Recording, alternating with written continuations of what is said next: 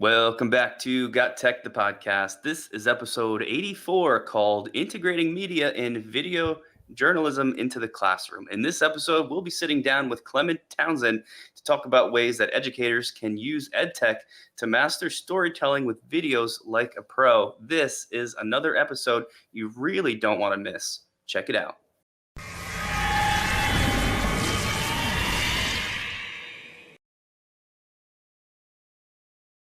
All right, so we're back with episode 84. We have an amazing guest today.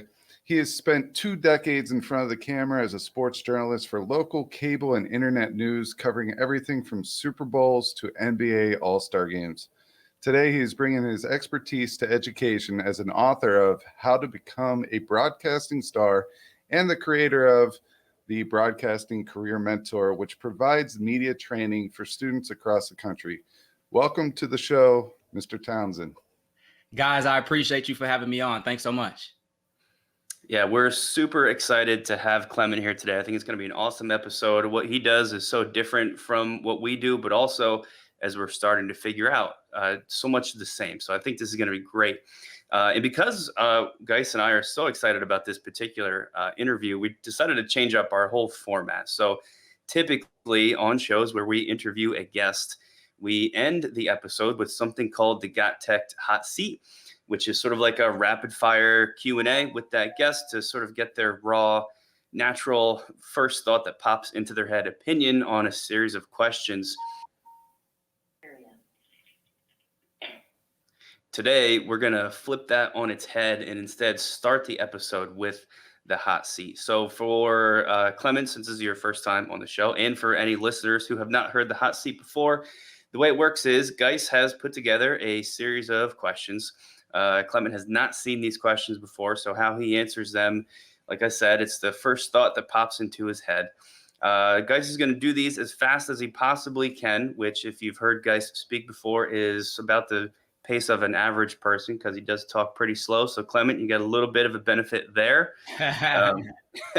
And you just answer them. Now, the responses are supposed to be relatively brief. And then as you answer, I will be listening. And at the end of those responses, I'll sort of pick like my top 2 or 3 things that you said. And based on those things, I'll sort of ask you to follow up. And in this way, hopefully we can get to know you a little bit. So I guess I'll just check to make sure. Clement, does that all make sense? Do you understand the GotTech hot seat? Absolutely. You put me on a hot seat from the beginning. Wow, what a way to get started. And yeah, guys, I'm excited for this. I'm very pumped. Yes. This is kind of like Sports Center-y a little bit, putting them on the hot seat. And I love sports, and I know from you, you have a good, strong history in sports as well. All right, so here we go. Nick, I'm going to try to get them a little faster this time. We'll see. Here we go. What is the most memorable education experience? Winning the spelling bee in the 6th grade. Love it. Name a teacher or educator that impacted you the most. My mom. She was a teacher. What is the most interesting moment from sports broadcasting? Interesting or exciting, I put the kick 6 game. I was there when Auburn beat Alabama. Chris Davis, the run back. I think it's the best college football game in history. What are 3 EdTech Tools, apps, programs that you use in everyday life? WeVideo, Canva, QPrompter.com. What is your favorite quote? Favorite quote, life is to be lived from the inside out. Ooh, I haven't heard that one. Yeah. That's nice. Deep. What is the best kept secret? I graduated high school at 16. I guess that's a secret. That's impressive. Thank you. Okay. Yeah, that's cool. That's awesome. That's how you can tell we got a broadcasting pro here with us today, everybody. I mean, that was spot on, super fast. There's a ton of these responses I could ask you about. I'm going to actually go back to your very first one. You said your most memorable education experience was a spelling bee. I got to ask you a little bit more about that. Can you tell us why? What happened with the spelling bee? It takes me back to a time where my dad and I, so my parents were both educators. I mentioned my mom was probably the most impactful or the one that made the biggest difference in my life. My dad was an administrator, and we used to always practice the spelling words. I'm from Chicago, grew up in Chicago. I think they would give us a list, but I remember the list being like in a newspaper too. But before we went to bed every night, we would practice the words. 4th grade, I think I came in maybe 3rd place in the school spelling bee. In 5th grade, like 2nd place. So I was at a school that was like 1st through 6th. And 6th grade, I won the spelling bee. So it was like a progression: 3rd place, 2nd place, 1st place. And it was something that I just worked so hard for. And to see the fruits of my labor or my efforts, everything come together, that just stuck with me. I went to the district. I don't know how it goes where you all are. I went to the district, didn't do so well there, but I was the king of my school. I won a school spelling bee. So in my eyes, I had accomplished a huge goal.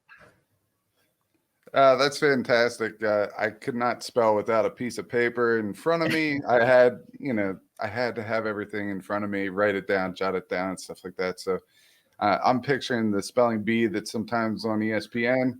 I do watch that every once in a while if it's on, just because in admiration, basically. Seeing someone do something so well that that's not your wheelhouse. I just have great admiration for them, because the will to win is nothing. The will to prepare means everything. And that's something that I definitely go by with my sports team. So I do appreciate that part of it. So those spellers are the cream of the crop. I feel like I can spell okay, but when I look at the words that they spell and I'm an adult and they're students, it blows me away. Absolutely. I'm coaching golf right now, and we have a 9th grade female that is just out of this world, incredible, right? So every time she takes a shot, I go, I wish I could be her. So. All right. So I got to ask, probably maybe the most interesting thing that we've heard so far is your broadcasting background. In particular, you said you were at what you consider the best college football game of all time, Auburn beating Alabama. Were you there as a broadcaster? Were you spectating? Yep. What was that like? No, I was there as a broadcaster. So it's 2013. The Iron Bowl, for those who are college football fans, is huge. Some people say that's the biggest rivalry. I'm sure Ohio State, Michigan fans would beg to differ, but Alabama versus Auburn. And, without just going into it, certainly it seemed like Alabama had the game won, and it was on the plains in Auburn. And yeah, I was there. I was on the sidelines. So as a broadcaster, some people stay on the sidelines. Other members of the media are in the press box, but everybody in the media goes to the sidelines the last 5 minutes of the game, because once the game is over, you go on the field to do interviews. You do some interviews in the locker room, but it's a lot more exciting when you do interviews on the field. So you thought the game was over. I'm already thinking about what Alabama players I'm going to get. And then Alabama kicks a field goal. And then the gentleman, Chris Davis, runs it back 100 yards, something like you just don't see every day. The crowd is in awe, astonishment.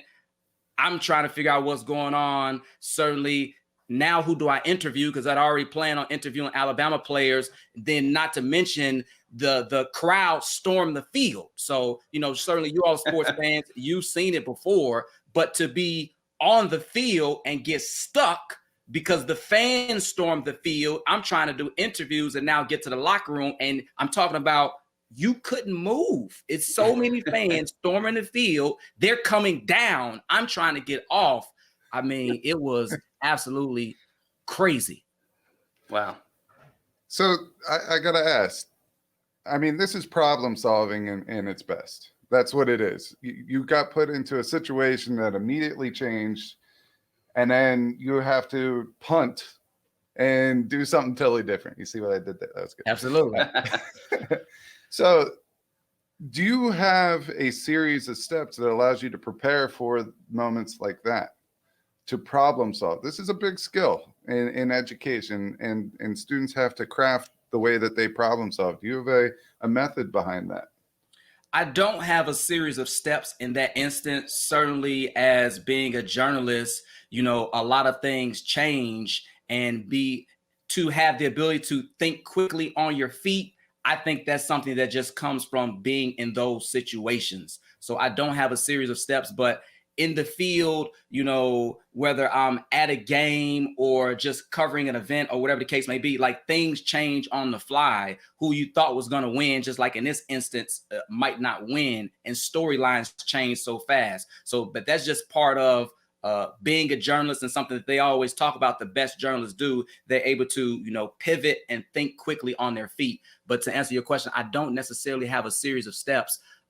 It's just kind of evaluating the situation as it happens, and just making snap decisions based on the information that you have. Awesome. So I've always wondered in those scenarios when the interviewer goes up onto the field or the court after a game, like you said, it's all happening so quick. When you were doing this, do you have like certain questions in your head ready to go that you can sort of tailor to fit any scenario? So no matter what happens, even if there is, you know, a sudden change in the winner or who you're talking to, you can very easily apply those questions to almost any situation. Absolutely. So the easy way is most, and I can just speak for sports reporters or journalists, you know, you're following the flow of the game. You all talk about narratives quite a bit, and narratives and teaching. You're following the flow of the game. So what happened in the first quarter? Team A jumped out to a big lead. And if they go on to blow the team out, well, it's easy. Hey, Team A, you jumped out to a big lead. You kept your foot on the gas. You didn't let them back in the game. How were you all able to do that? And you continue on, you know, what was the first half like, third quarter? The easiest way is, if something happens that changes at the end of the game, well, then you just blow everything out that happened in the first and second quarter, because none of that stuff is relevant. So if a team B makes a big comeback, baseball, football, basketball, man, you all were down 15. You all were down 2 touchdowns. What got you all fired up? What changed? So it's just asking the most recent and most pertinent information, and you blow the rest of it out. And that's typically the way I go about it, that allows you to pivot, because that's what happened recently. That's what everybody wants to know. So you just ask that sort of thing. It's awesome. I find that stuff super fascinating, and those skills, a lot of the times that's what we all try to impart to students as well, and sort of letting them know that this is a process. Like nobody walks out with that kind of stuff built in, and you may feel like you're going to stumble over your words, but over time you kind of build that comfortability. So I'm glad we got to mention that in reference to sports broadcasting, but really that applies anywhere. Even if you're sitting down like we're doing with you today in a typical podcast, you still have to pivot and sort of make those sudden decisions. So that's super cool. 2 more things I think to wrap this up. We are, of course, an EdTech show, so I feel like I have to go back to, you mentioned some EdTech tools. I know WeVideo and Canva were at least 2 of them. Just what do you like about those? I mean, obviously those are some of my favorites too. Canva in particular, now it's like every single day. Teleprompter, I believe, was the other one. What do you like about these things for teachers and for students in particular? Certainly when it comes to making graphics and things of that nature, Canva, I mean, you just can't beat it. You all talk about it quite a bit. They have a free version and a paid version, just for any type of pictures that you need, flyers, I mean, whatever the case may be. I mean, you can pretty much find it there on Canva. So when it comes to WeVideo, actually, I started off as an Adobe guy. So when it comes to editing in the broadcasting profession, for the most part, it's Final Cut Pro and it's Adobe. And a lot of times at the television stations, I learn and use Adobe Premiere Pro. So I actually started as an Adobe Premiere Pro type person. But when it comes to education, WeVideo just came out with something that works so well with Chromebooks. And Adobe Premiere Pro doesn't really, you can't use, I take that, I won't even say it doesn't really work well. It's too powerful to work with a Chromebook, whereas WeVideo is kind of like internet-based or cloud-based, so to speak. So you can put the program on there. I mean, well, this is GotTechED, so we can talk about it. I mean, the system and the RAM and the memory that Adobe Premiere Pro uses, you can't run that on a Chromebook. So I had to find a way, what do students have access to that will make it, more accessible and things of that nature. And certainly WeVideo fits the bill. And then for me, so I came from a journalism background. Most times when I'm doing stories, I'm shooting things. I'm going out with a station camera, or even now, a lot of times I try to get students to shoot things with their cell phone, but that might not always be possible. And then with WeVideo, as you all already know, and maybe your listeners do or don't, they have such a robust image gallery and video gallery. So if you did not shoot anything, you can still complete and finish a story. They have music, everything is built in. So I transitioned from Adobe Premiere Pro. They won me over with all the tools and all the features that they have over to WeVideo. And then the last one was QPrompter.com, I believe it is. QPrompter.com. And that allows you to turn your laptop into a teleprompter. So before COVID, I would always go into schools with my own teleprompter. I never learned how to read from a teleprompter until I was in college. So I was always giving middle school students, high school students, the opportunity to write stories, upload to Google Drive, and they would read from a teleprompter, and they felt like they were super professional. We would mic them up and everything like that. But students don't have a teleprompter at home. But QPrompter.com allows you to turn your laptop into a teleprompter. So if you're doing something video-based and you're reading something and you can't memorize it all, it allows students to be more comfortable and confident with what they're reading because they can read it off the screen just like a teleprompter. And guys, it's free too. I know you all like the free part, and a lot of educators do as well. I do love that 4-letter F word right there. That's for sure. Yeah, that's awesome. And I don't know that we've brought up QPrompter.com before. So that's great. Put a pin in that, everybody, as a brand new EdTech tool featured on the show here today. And then lastly, you said your best kept secret was graduating at 16. I hope you don't mind. I got to ask, man, how do you even do that? So certainly I mentioned my parents were educators. Education in school was very important in my household. I was lucky enough to go to a school in 7th and 8th grade that allowed you to earn high school credits. So by the time you got to your junior or senior year, you had enough credits to graduate early. Without going into my full story, but I wanted to go to the NBA, couldn't go to the NBA. And I decided, well, if I can't go to the NBA, how can I stay around sports?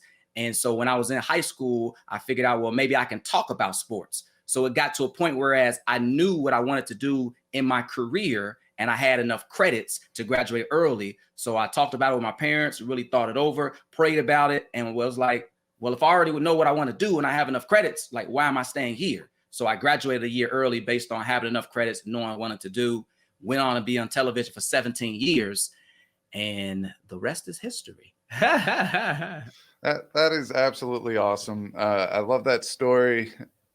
I mean, you seem like you were way more mature than I ever was through those years. For you to have a clue what you wanted to do, I had no clue what I wanted to do until I got to like junior year of college, and then I started figuring it out. But I mean, having You're giving me too much credit, guys. You're giving me way too much credit. Way too much credit. Having two educators as parents, that was probably hard and very awesome after the fact as well. I mean, I'm sure that they pushed you, and we thank them for their service to education, because we just like to give credit where credit is due. Oh, so, yeah, I hated it. I hated it growing up. I hated it growing up. We were always doing school. There was no summer break. I had summer school at home. I hated it. But as an adult, I realized the benefit of it, and I'm thankful now. Like, hopefully some of your students are as well. Absolutely. So that's going to wrap up the hot seat. We'll cool it down a little bit and get into the real cool stuff, which is, I guess, your transition from your career into helping out education, giving back to education through some of your initiatives. So I know for Nick and I, since the beginning of the pandemic, really, we've shifted our focus away from some of the EdTech tools that allow teachers to work more efficiently and students to work more efficiently to more of the content creation and getting students out there to be content creators, whether it is with graphic design or photography, digital artwork, podcasting, those types of things. Today, we want to bring it into something that we're not as familiar about. And it's just because, there are so many little niches within student content creation that we could get into. So I'm very excited to learn from you about video journalism and why video journalism is important in education. So for me, it's really about the transferable skills. I would like all the listeners and your audience not to only think about it, well, what if my students don't want to go into media, or what if they don't want to go into journalism? It's not necessarily about that. What I always say is, both of you all have a background in science. Nick, I even think now you still teach AP biology, and everybody won't go into science, but the things they learn from science are super important.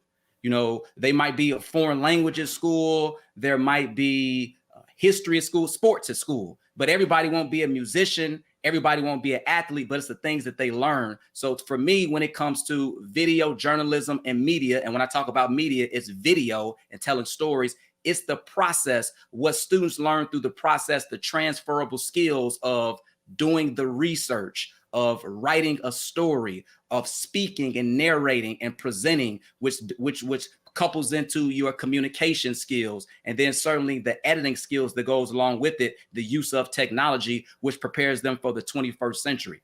Pretty much every career field, it helps to have some working knowledge of videos. If you want to open up a restaurant, it helps to be able to know how to showcase your food and things of that nature to get more customers in by creating videos. If you want to be in real estate, a real estate agent showing off the homes that are your listings, or if you flip houses, showing off the homes that you rehab. I mean, I can go on and on. If you want to open up a barbershop or you're a hairstylist, to show people your work. So it crosses every single career field, finance, politics, fashion, the ones that I named. Is super important for whatever a student wants to do to learn these transferable skills. And the last example that I would give, just in terms of getting into college, I've spoken with a lot of students, and there are some colleges, and especially now during the pandemic, you know, back in the day, it used to be you might write an essay to get into a college, but some colleges now just submit a video about yourself and who you are. So for students who are already comfortable, you know, doing videos, and that's like second nature, that would be nothing for them. And submitting a video would be something that is very easy. So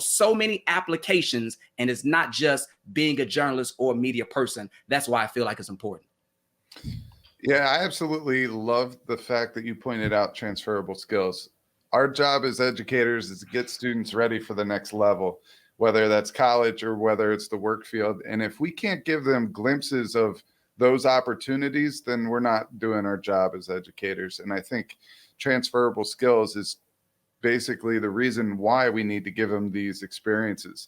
So let's take this a step further. How do we get teachers to teach students about these transferable skills? What is the best way of going about and doing that?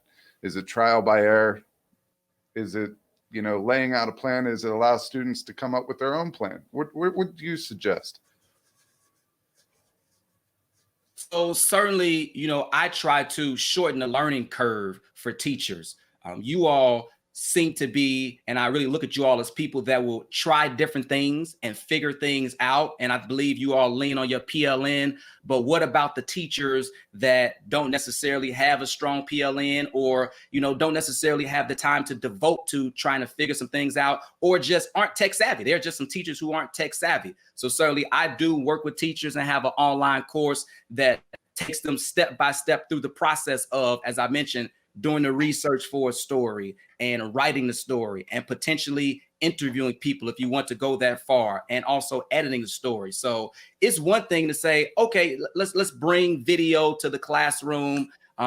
We've talked about sports. You could say, okay, just go shoot jump shots. So yes, some teachers could piece things together, and I know a lot of teachers piece things together off YouTube, but it's another thing to have someone who actually shows you the ropes. If Steph Curry had videos on shooting, I think that's better than just watching videos on YouTube on shooting. So certainly I have something, videojournalismpro.com, www.videojournalismpro.com, that helps teachers in that regard, and just really trying to hopefully, and I think your audience is like that, not the teacher, not limiting what the students can learn based on their own knowledge, so to speak. Being okay with potentially learning along with the students, because certainly the teacher might not know everything about editing and things of that nature. But the great thing about youth and students are, once you show them some things, they can go ahead and figure a lot of things out because they have grown up in technology. So I appreciate you all. For the people that are maybe looking at this on video, www.videojournalismpro.com.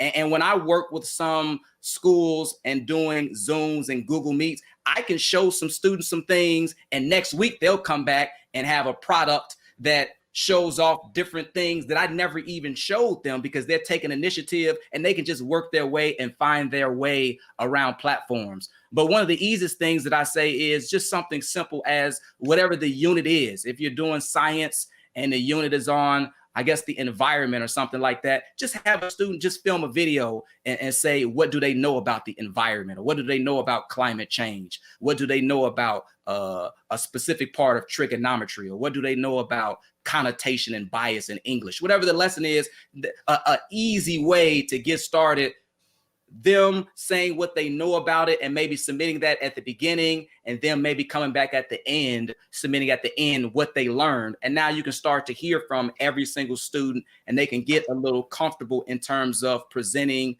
public speaking on camera. And it's something that won't be too over the top, maybe for the student or a teacher who is kind of really just trying to dip their toe into this pool as it pertains to video.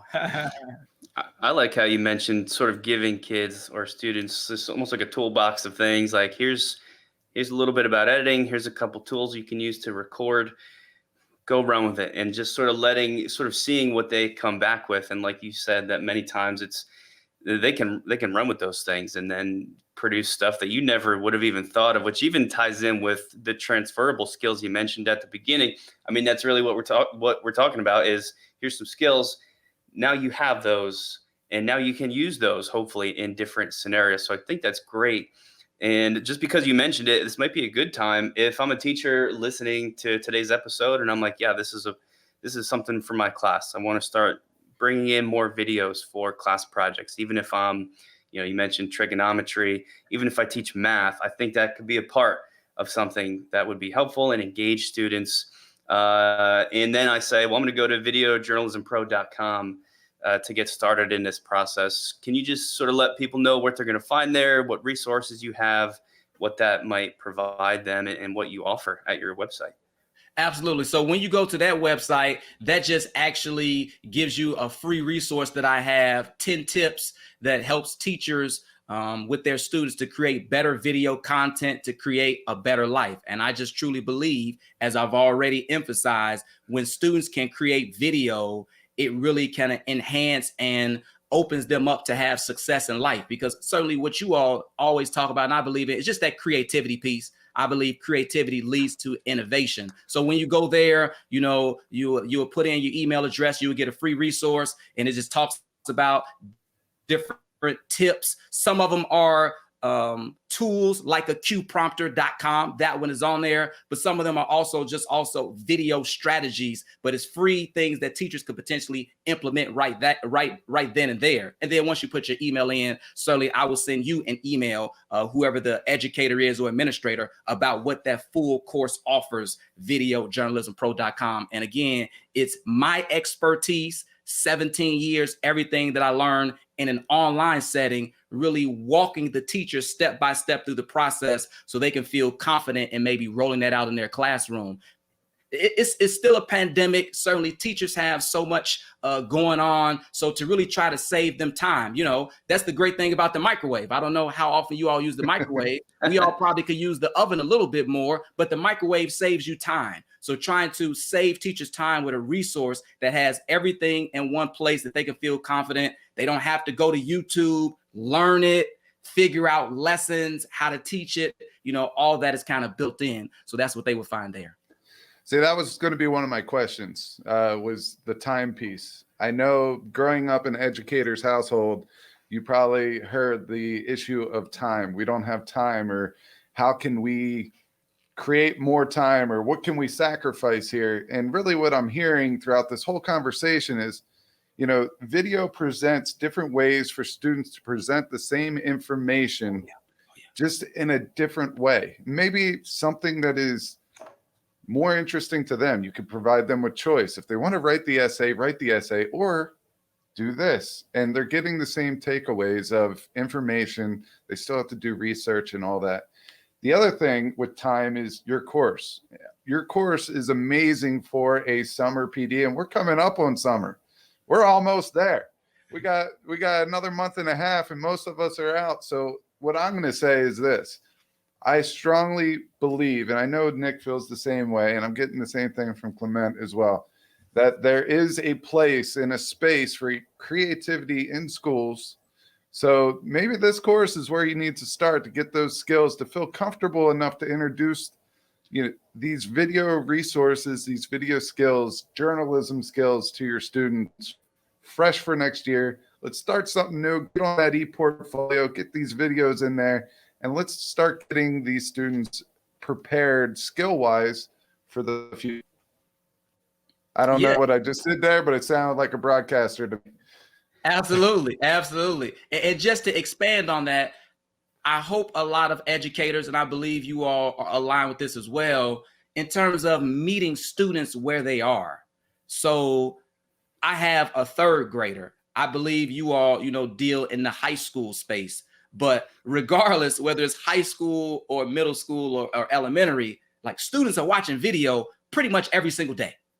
Every single day. I've been doing this particular thing after I moved and transitioned from journalist for 3 years. And when I ask students how often they watch YouTube, I normally hear them say daily. So if students are watching YouTube daily and they're watching TikTok videos or Facebook daily, in my opinion, and I'd love to hear what you guys think, it is just a good correlation to meet students where they are if they're watching videos, to now put that together with their educational experience. I always say media is not just entertainment, which you all know, it can also be educational. So just to merge those two, I feel like it makes the learning more relatable. I feel like it boosts student engagement. I mean, I've heard you all say before that some of the things that you all did, and I believe it may have been Geis who way back in the day in a physics class may have did a video about the black hole or something like that. Like, students remember projects over papers. So really trying to get students to deepen that learning experience, to retain the information. And certainly it might not be something that like you grade like a normal paper, but it still can be assessed though, but it meets students where they are. That's why I think it's so important and so powerful. Yeah. Sorry, go ahead, Nick. That's all right. This makes me think of something else that's on your website, which just references storytelling. And I think that kind of ties in with how much students today engage with video. A big part of that is they want to tell their story. They want to talk about themselves. They want to share of themselves. So I don't know, Clement, if you could just maybe talk a little bit about that and what role that plays and how important is that to students and especially, because if I'm a teacher listening, I want to make sure that can impact learning too and help my students. What is the role of that storytelling in that narrative, which is the word Geis and I typically use, but I think we're just describing the same thing different ways. Absolutely. So, if a teacher uses it in a science format or a history format, that would be, different formats, but it would still be conveying information. But as it pertains to your question about storytelling, my background is in journalism. So it's stories that inform, stories that inspire, and stories that impact. So I think about too, specifically maybe a capstone project or certainly English, where people are doing stories on, and you're talking about, I guess, students want to talk about themselves. What is it like in their community?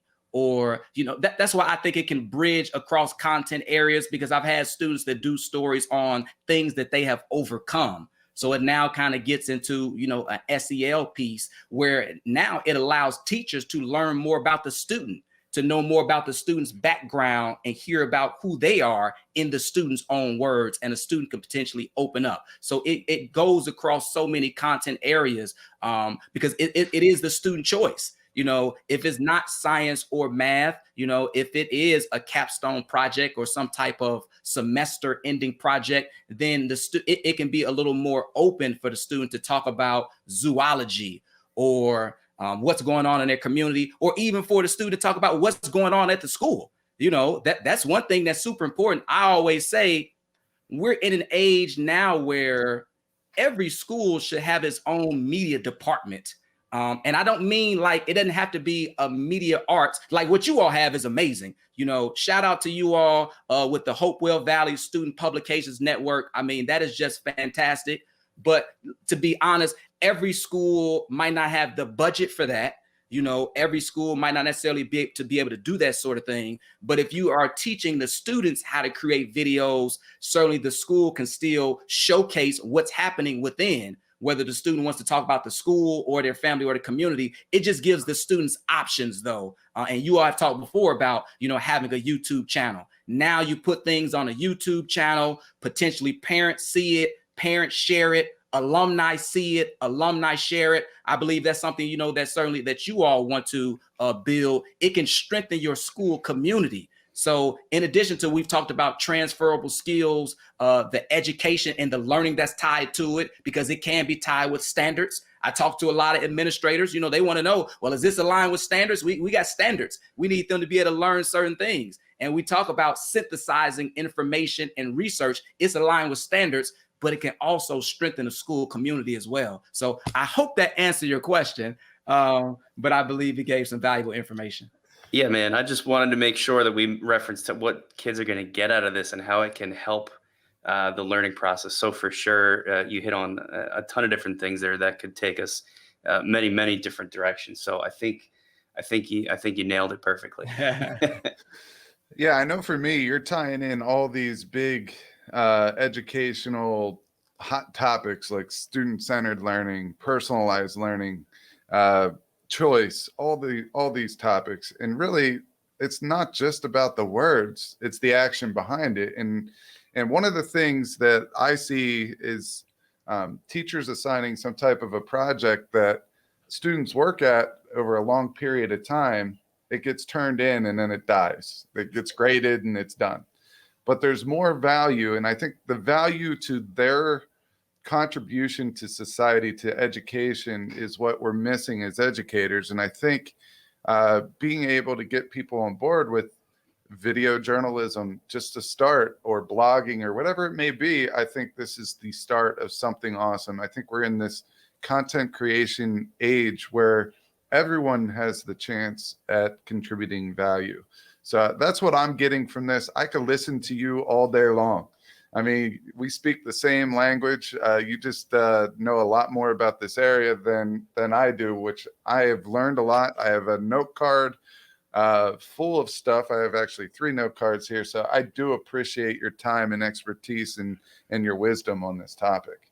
Absolutely. I just hope that, and I believe your audience probably does, that educators recognize the time in which we are in. Certainly, I believe I might be slightly older than you all, but when I was in school, it was just pen and paper.